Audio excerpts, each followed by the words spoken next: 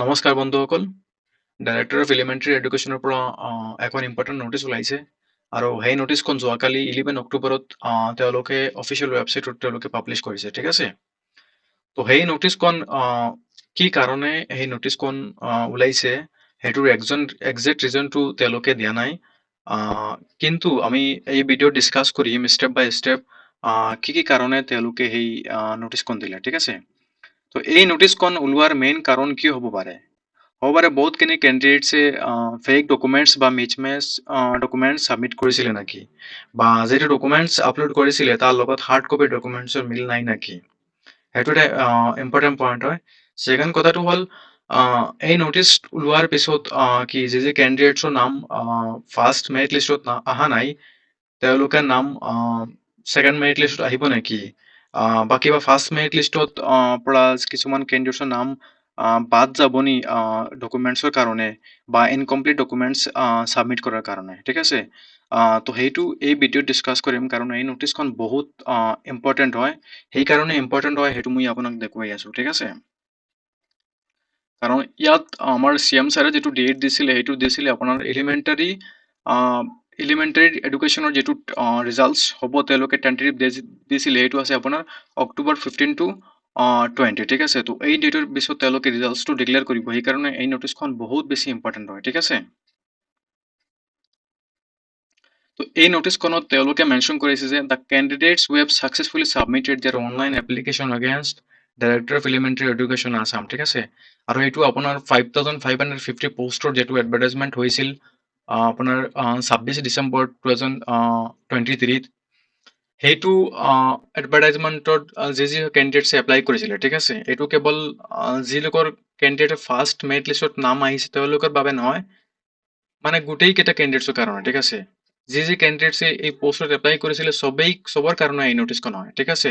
তো তেওঁলোকে কৈছে যে আপোনালোকে আহ, এই ন'টিচখন মতে মানে আপোনালোকৰ যি ডকুমেণ্টছ তেওঁলোকে কৈছে সেই ন'টিচখন আপোনালোকে ছাবমিট কৰিব লাগিব, ঠিক আছে?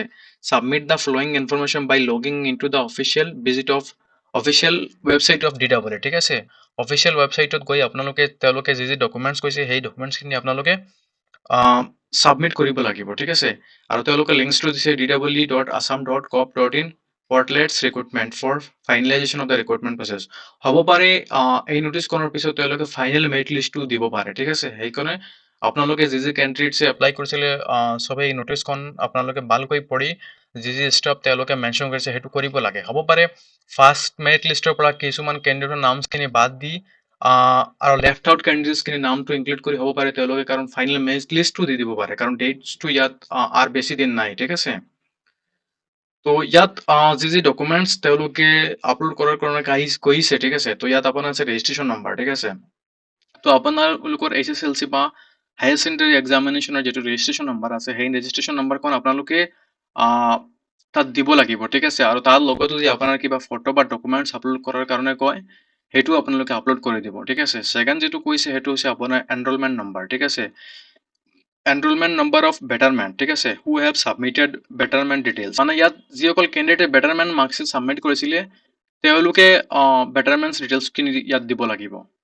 থাৰ্ড যিটো আছে সেইটো আছে year of passing, both HSLC and HSSLC class 12 examination. তো ইয়াত আপোনাৰ ইয়াৰ অফ পাছিং কৈছে কোনটো ইয়াৰত আপুনি ক্লাছ 10 পাছ কৰিছিলে আৰু কোনটো ইয়াৰত আপুনি হায়াৰ ছেকেণ্ডেৰী এক্সাম পাছ কৰিছিলে সেইখিনি আপোনাৰ দিব লাগিব। নেক্সট আছে আপোনাৰ ছেশ্যন। তো ইয়াত ছেশ্যনক কৈছে ইয়াৰ ফৰ এক্সাম্পল এইটো যদি আপোনাৰ ছেশ্যন যিটো কৈছে ছাপ'জ আপুনি HSLC বা আপোনাৰ ক্লাছ 12 যিটো আছিল সেইটো আপুনি পাছ কৰিছিলে 2014ত, তাৰ মানে আপুনি 2012ত আপুনি HS ফাৰ্ষ্ট ইয়াৰত আপুনি এডমিশ্যন লৈছিলে, তেনেহ'লে আপোনাৰ ছেশ্যনটো হ'ব 2012 to 2014। আৰু আপুনি HS ফাৰ্ষ্ট ইয়াৰত যদি আপুনি 2010ত এডমিশ্যন লৈছিলে তেনেহ'লে আপোনাৰ ছেশ্যনটো হ'ব 2010 to 2012, কাৰণ আপুনি 2012ত আপুনি হায়াৰ ছেকেণ্ডেৰী পাছ কৰিছিলে। চিমিলাৰলি আপুনি যদি 2022ত যদি আপুনি ছাপ'জ HSLCত আপোনাৰ হায়াৰ ছেকেণ্ডেৰী ফাৰ্ষ্ট ইয়াৰত আপোনালোকে এডমিশ্যন লৈছিলে আৰু 2024ত যদি আপোনালোকৰ যিটো ফাইনেল HSLC এক্সাম আছিল সেইটো আপুনি পাছ কৰিছিলে তেনেহ'লে আপোনাৰ ছেশ্যনটো হ'ব 2022 2024, ঠিক আছে? তো এই ছেশ্যনটো আপোনালোকে এনেকৈ দিব, মানে যিটো ইয়াৰত আপোনালোকে ফাৰ্ষ্ট ইয়েৰৰ এডমিশ্যন লৈছিলে সেইটো আপোনাৰ ষ্টাৰ্টিং হ'ব, আৰু যেইটো ইয়াৰত আপোনালোকে আপোনাৰ হায়াৰ ছেকেণ্ডেৰী ফাইনেল এক্সামটো পাছ কৰিছিল সেইটো হ'ব আপোনাৰ ছেশ্যনৰ ফাইনেল ইয়েৰ, ঠিক আছে। তো ইয়াত ছাপ'জ 2000 ইয়াৰত আপুনি লৈছিলে ফাৰ্ষ্ট ইয়েৰৰ এডমিশ্যন, আৰু 2002ত আপোনালোকে আপোনাৰ হায়াৰ ছেকেণ্ডেৰী ফাইনেল এক্সামিনেশ্যনটো পাছ কৰিছিলে, সেইটো হ'ব আপোনাৰ ছেশ্যন, ঠিক আছে। নেক্সট আছে আপোনাৰ আধাৰ। তো ইয়াত আপোনালোকে আধাৰ কাৰ্ডৰ নম্বৰটো ইয়াত আপোনালোকে দিব লাগিব, আৰু তাৰ লগত যদি আপোনাৰ ডকুমেণ্টছ আপলোড কৰাৰ কথা কয় তেনেহ'লে আপোনালোকে ডকুমেণ্টছখিনি আপলোড কৰি দিব। তাৰপিছত কৈছে যে roll number of HSLC examination. তো ইয়াত আপোনাৰ ক্লাছ 10ৰ যিটো ৰোল নাম্বাৰ আছে সেই ৰোল নাম্বাৰছখিনি আপোনালোকে দিব লাগিব। The candidates must submit the details of the documents they have already uploaded at the time of submission of online application at dww.assam.gov.in/portlets-recruitment, ঠিক আছে। তো ইয়াত আপোনালোকে যি ডকুমেণ্টছ আপোনালোকে অনলাইন এপ্লিকেশ্যনটো ছাবমিট কৰাৰ সময়ত ছাবমিট কৰিছিলে সেই ডকুমেণ্টছ যদি আপোনালোকে আপোনালোকে আপলোড কৰিব লাগিব। যদি এই লিংকত গৈ আপোনালোকে আপলোড কৰাৰ অপশ্যনছ থাকে তেনেহ'লে এই ডকুমেণ্টছখিনি আপোনালোকে আপলোড কৰিব লাগিব। নেক্সট কথাটো হ'ল the concerned candidate should visit the official website and submit the required information.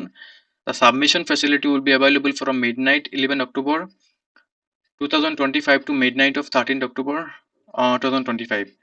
তো যি কেণ্ডিডেটছে এই এডভাৰটাইজমেণ্টটোত এপ্লাই কৰিছিলে তেওঁলোকে কিন্তু এই ডেটছখিনিৰ ভিতৰতেই তেওঁলোকে কিন্তু ডকুমেণ্টছখিনি আপলোড কৰিব লাগিব। তেনেহ'লে আপোনালোকে সোনকালে ডকুমেণ্টছখিনি আপলোড কৰিব, কাৰণ হ'ব পাৰে লাষ্ট ডেটটো যদি ৱেইট কৰি আছে আপোনালোকে ৱেবছাইটটো শ্ল' হ'ব পাৰে। এতিয়া কথাটো হ'ল নটিছখন ওলোৱাৰ পিছত হ'ব পাৰে তেওঁলোকে ফাইনেল মেৰিট লিষ্টটো দি দিব চাগে, ইয়াত আৰুতো বেছি টাইম নাই, বা ছেকেণ্ড মেৰিট লিষ্টটো প্ৰিপেয়াৰ কৰাৰ কাৰণে এই নটিছখন দিছে।